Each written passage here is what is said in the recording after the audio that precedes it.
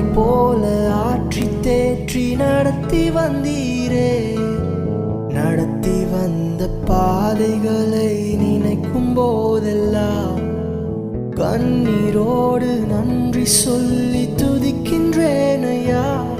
உங்க அன்பு பெரியது, உங்க இரக்கம் பெரியது, உங்க கிருபை பெரியது, உங்க தயவு பெரியது.